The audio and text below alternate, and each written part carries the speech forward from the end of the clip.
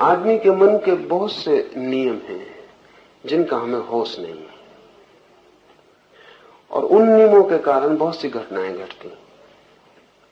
एक युवक मेरे पास आता, पहली दफा जब आया तो किसी डॉक्टर ने भेजा था।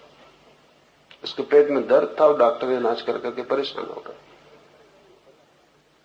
तो उसने तो सिर्फ अपनी बला टाली, क्योंकि उस डॉक्टर ने मुझे कहा कि तो बड़ी मुश्किल बात होगी। मैं तो इसको इसलिए हटाया कि ये रोज मेरे दवाखाने में बैठ जाता और इसकी वजह से दूसरे मरीजों को बुरा असर पड़ता, क्योंकि कहता साल भर हो गया अभी तक ठीक नहीं हुआ।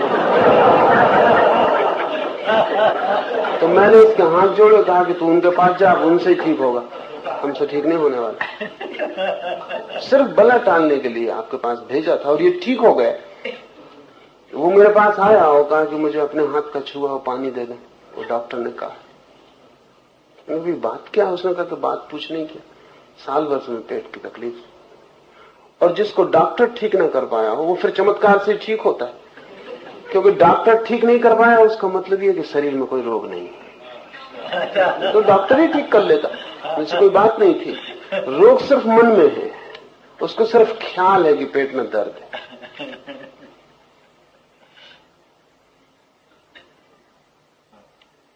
मैं उसको इनकार किया, कहा कि ये मैं करूंगा नहीं, क्योंकि कल और लोग आ जाएं।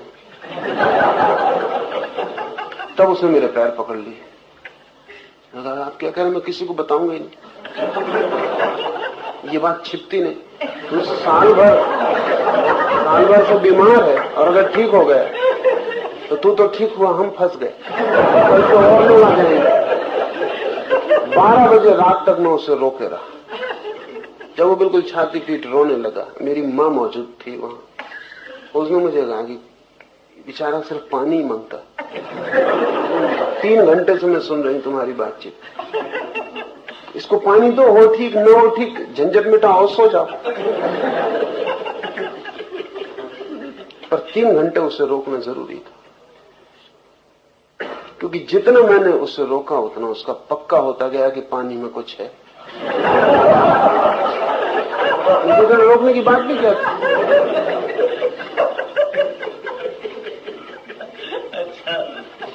मजबूरी में मैंने उसे दिया। मैंने कहा कि तू कसम खा किसी को बताएगा नहीं अपने घर में। जब उसने कसम खा ली तब मैं उसे पानी दिया। पानी पीते से बोला, करे मेरा दर्द तो चला गया, और दर्द उसका चला गया। न तो कोई संयोग है न कोई चमत्कार है, उसका एक वहम था,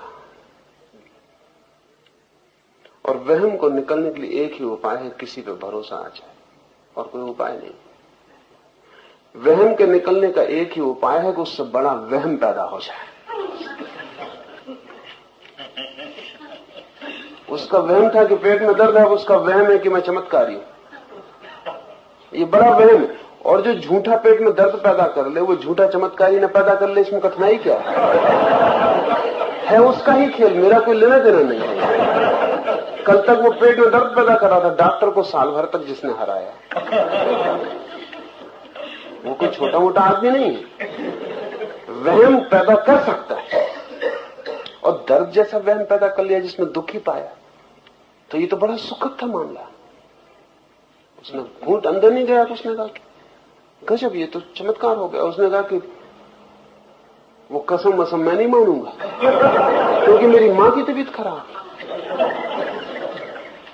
और आप जान के हैरान होंगे कि वो एक बोतल रखने लगा जिसको मुझसे छुआ के ले जाता था और मरीजों को ठीक करने लगा, क्योंकि उसको देख के मरीज, उसका पूरा मोहल्ला जानता था कि वो तो क्रॉनिक मरीज है, वो कोई ठीक होने वाला प्राणी नहीं।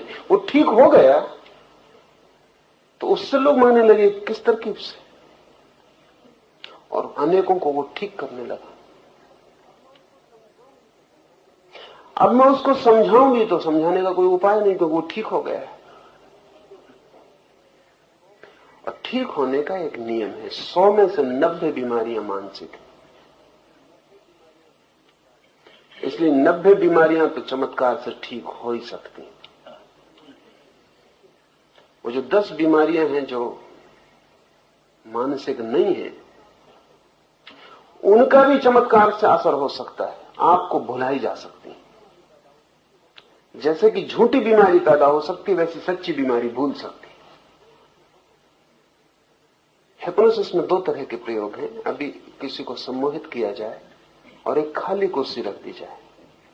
जब वो सम्मोहित हो तब उसको कहा जाए कि खाली कुर्सी पर उसका कोई परिचित व्यक्ति आके बैठ गया, फिर उससे कहा जाए आंखें खोलो, वहां कुर्सी खाली है, वो देखेगा बराबर कि फला आदमी बैठा हुआ है, जो नहीं है वो दिखाई पड़ रहा है। इससे उल्टा भी हो जाता है, जो कुर्सी पे बैठा हुआ है आदमी उसको कहो वो कुर्सी खाली, यहां कोई नहीं, फिर उससे आंख खोल के कहो, उसको दिखाई नहीं पड़ेगा। हमारा मन जो देखना चाहे वो ना हो तो भी दिखाई पड़ सकता है, और हमारा मन जो देखना न चाहे तो जो हो वो भी नहीं दिखाई पड़ेगा। अब इसके लिए जरूरी है कि एक बहुत गहरी आस्था का भाव पैदा हो जाए। चमत्कारी व्यक्ति उतना ही काम कर रहा है कि वो उतना भरोसा दिलवा रहा है कि ठीक। अब इसमें कठिनाइयां ये हैं कि अगर चमत्कारी व्यक्ति, जैसे मैंने ये बात आपसे कह दी, अब आपके पेट में दर्द हो तो मैं कुछ नहीं कर सकता, बेकार हूं, मेरा चमत्कार काम नहीं करेगा। तो आपके पेट में दर्द हो तो मैं तभी आपका ठीक कर सकता हूं जब मेरे आसपास में हवा बना के रखूं पूरी की पूरी कि मैं चमत्कारी हूं। इसमें जरा भी एक्सप्लेनेशन खतरनाक है। इसमें जरा सी व्याख्या साफ हो गई आपकी तो फिर आपको फायदा मुझसे नहीं हो सकता।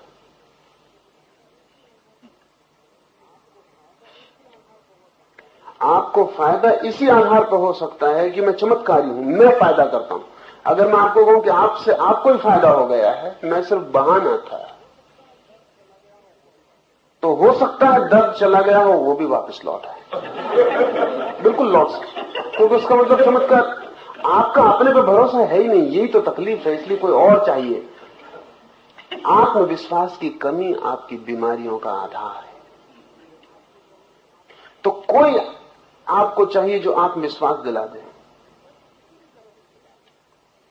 वो किसी भी तरह से दिला दे, तो जितना प्रतिष्ठित हो वो विश्वास उतना फायदे का है। जैसे अगर आपको मुझे सच में ठीक करना है तो मेरे आसपास 10-25 लोग चाहिए जो आपके आते से बताने लगे किसी की टांग ठीक हो गई, किसी का कान ठीक हो, और ये अपने आप इकट्ठे हो जाते हैं। इनको इकट्ठा करने की कोई जरूरत नहीं पड़ती, क्योंकि अगर मेरे पास 10 आदमी आए उसमें से 2 ठीक हो जाएं, जो 8 ठीक नहीं होंगे वो किसी दूसरे को तलाशेंगे, वो यहां काहे के लिए आएंगे? वो जो 2 ठीक हो गए वो यहां आएंगे।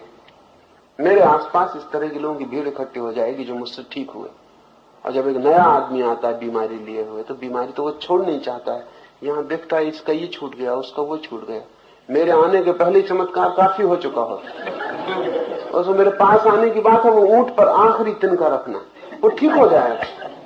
ये जो ठीक होना है ये सीधे मन के नियम से हो रहा है, और चूंकि आप अपनी बीमारियां पैदा कर रहे हैं इसलिए चमत्कार दिखाए जा रहे हैं, नहीं तो कहीं कोई चमत्कार की जरूरत नहीं। पर ये चमत्कार खतरनाक है। खतरनाक इसलिए है कि आपकी मूल जो बीमारी की आधारशिला थी वो नहीं बदलती। बीमारी बदल जाती। इस आदमी का पेट ठीक हो गया लेकिन ये आदमी तो वही का वही है। कल ये सिर दर्द पैदा कर लेगा, फिर उसको किसी चमत्कार की जरूरत है। परसों ये पैर में तकलीफ पैदा कर लेगा, इसका मन तो वही का वही है। बीमारी एक तरफ से हटा दी, अभी दूसरी तरफ से पकड़ लेगा।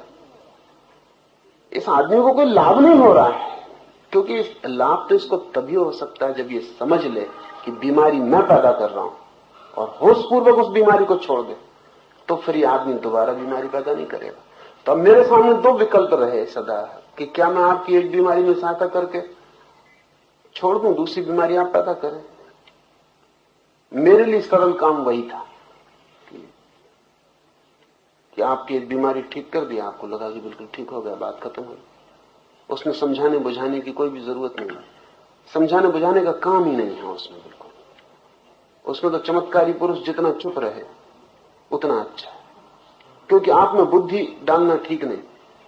अबुद्धि से आपको फायदा हो रहा है। दूसरा यह है कि मैं आपको समझाऊं कि आपकी सारी बीमारी, सारे दुख की जड़ क्या है, मगर तब मुझे चमत्कारी होने का कोई उपाय नहीं। तब तो मैं आपके साथ संघर्ष करूं, आपकी बुद्धि को निखारूं, तोड़ूं, मिटाऊं, नया बनाऊं, कि किसी दिन ऐसा क्षण आ जाए कि ना तो आप झूठी बीमारी पकड़े, न झूठे चमत्कारों की जरूरत रहे। आप मुक्त हो जाएं भीतर अपनी बीमारी से, अपने बल से। उसमें आपकी सहायता करूं। सच्चा शिक्षक मैं उसको कहता हूं जो आपको सहायता करे स्वतंत्र होने के लिए, कि एक दिन आप मुक्त हो जाएं और स्वतंत्र हो जाएं, अपने पैर पर खड़े हो जाएं। और झूठा शिक्षक मैं उसको कहता हूं जो आपकी बीमारी भी ठीक करे, लेकिन उसी कारण से करे जिस कारण से बीमारी थी। मैं एक कहानी कहता रहा हूं। एक घर में एक मेहमान आके रहा। तो मेहमान जवान था और बिगड़ न जाए तो घर के लोगों ने उसको डरवा रखा था कि बाजार न जाए, रात सिनेमा न जाए। बीच में एक मरघट पड़ता था तो कह रखा था कि उस मरघट से गुजरना बहुत खतरनाक है, भूत प्रेत। तो उसे भूत प्रेत का डर पैदा हो गया। तो वो रात तो नहीं जाता था बस्ती की तरफ, लेकिन धीरे धीरे डर इतना बढ़ा कि दिन में भी वो अकेला न जाए। तो घर के लोगों ने कहा तो मुसीबत हो गई। वो भूत प्रेत जिनसे रात में डरवाया था वो कोई कंपार्टमेंट तो मानते नहीं, वो दिन में भी डरवाएंगे। डर ही तो कारण था, डर पकड़ गया। वो रात नहीं तो दिन में भी कहे कोई साथ चलो तो वो बस्ती में जाएगा अंदर। तो फिर उनका कोई उपाय करना पड़े तो एक फकीर के पास ले गए।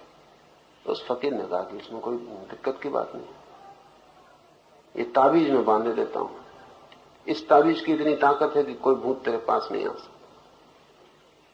तो बिल्कुल ताबीज पहन के मरघर से निकल जाए। ताबीज पहन के वो आदमी मरघर से निकले, वहां कोई भूत तो था नहीं, कोई आया भी नहीं, लेकिन वो समझा कि ताबीज। अब वो ताबीज के बिना एक मिनट ना रहे, क्योंकि ताबीज अगर रात छोड़ के भी रख दे तो उसे घबराहट लगेगी कहीं भूत प्रेत पास ना आ जाए। अब वो ताबीज की मुसीबत हो गई। मगर बीमारी वही की वही है।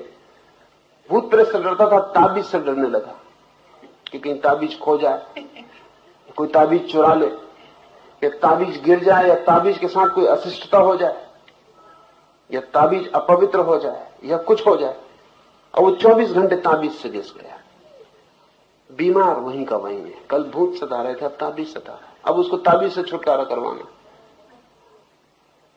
हम छुटकारा करवा सकते हैं दूसरी चीज पकड़ा के, मूल आधार वही रहे।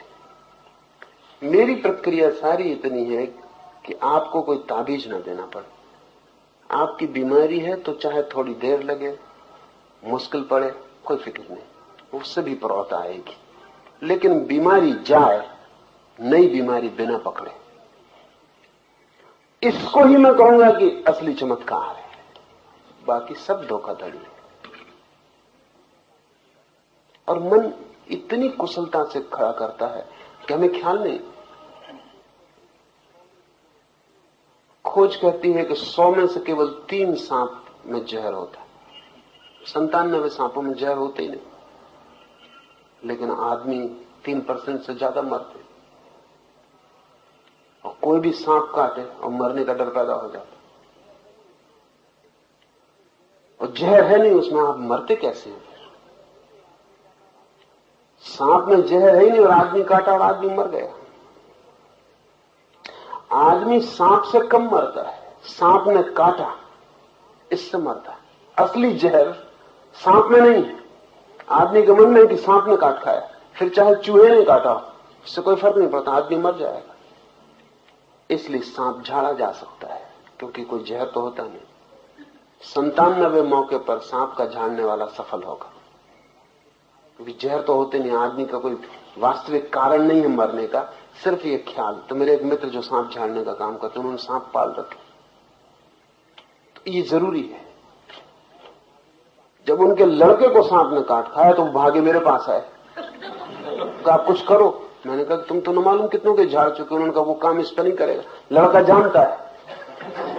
वो जो तरकीब है वो लड़का जानता है, ये ज्ञान के साथ ये खराबी। उस लड़के से मैंने पूछा तू क्यों घबरा रहा, तेरे बाप उनको मुझे पता है, मुझ पे नहीं चलेगा उनका काम, क्योंकि मैं खुद ही उनका सांप छोड़ता हूं। वो जब सांप कोई काटता है तो सांप उन्होंने पाल रखे, तो भारी मंत्र पढ़ेंगे और मुंह से फंसू कर गिरेगा, फिर वो चिल्लाएंगे, चीखेंगे, फिर वो सांप को आवाज देंगे, फिर जिस सांप ने काटा वो सांप आएगा, बाहर दरवाजे से चलता हुआ अंदर आएगा।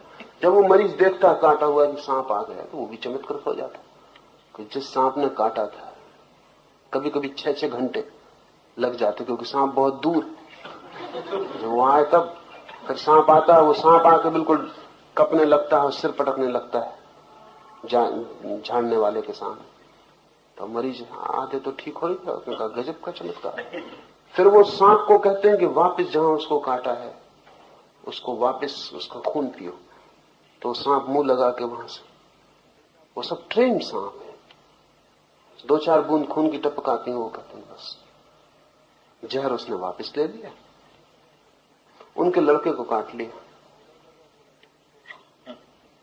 तो वो लड़का कहा कि हम खुद ही छोड़ते हैं, इसलिए बड़ी मुसीबत। और बाप भी कहे कि मेरा काम नहीं चलेगा इसमें, आप कुछ करो। तो इस सारे चमत्कार की दुनिया में आपकी वो बीमारियां दूर हो रही हैं जो कभी थी ही नहीं। इसका ये मतलब नहीं कि आप तकलीफ नहीं पा रहे थे, आप तकलीफ पा रहे थे, आप मर भी जाते, ये भी हो सकता है। और लाभ आपको पहुंचाया जा रहा है, इसलिए लाभ पहुंचाने वाले को दोष देने का भी कोई कारण नहीं। जब तक आप हो तब तक किसी को झूठा सांप झाड़ना पड़ेगा। ये आपकी वजह से उपद्रव है। आप जान के हैरान होंगे कि ऐसी घटनाएं घटी हैं। बहुत प्रसिद्ध घटना है सूफी जुन्नैद के बाबत। वो निरंतर कहा करता था कि उसने एक आदमी को मरते देखा। वो एक कॉफी हाउस में बैठा हुआ था और गपशप कर रहा था, कुछ लोग और बैठे हुए थे, और एक आदमी आया। तो उस कॉफी हाउस के मालिक ने कहा, अरे तुम अभी जिंदा हो? उस आदमी ने कहा, क्या बात करते, तुमको किसी ने कहा कि मैं मर गया? उसने कहा, किसी ने कहा नहीं, हमने सोचा हुआ था, भूल हुई। साल भर पहले जब तुम यहां रुके थे तो तुम्हारे साथ 3 आदमी और रुके थे उस रात यहां। चारों ने रात जो खाना खाया था यहां वो विषाक्त हो गया। तुम तो आधी रात उठ के चले गए, तुम्हें कहीं जाना था यात्रा पर, बाकी 3 मर गए थे। तो हम यही सोचते थे कि तुम मर गए हो। उस साल भर बाद वापस लौटा था। ये सुनते वो बेहोश होकर गिर पड़ा। वो जो आदमी था साल भर पहले, जुन्नैद ने लिखा, जब मैंने उसको बेहोश होते गिरते देखा तो मुझे दुनिया के सब चमत्कार समझ में आ गए। अब ये जो आदमी है ये गिर पड़ा।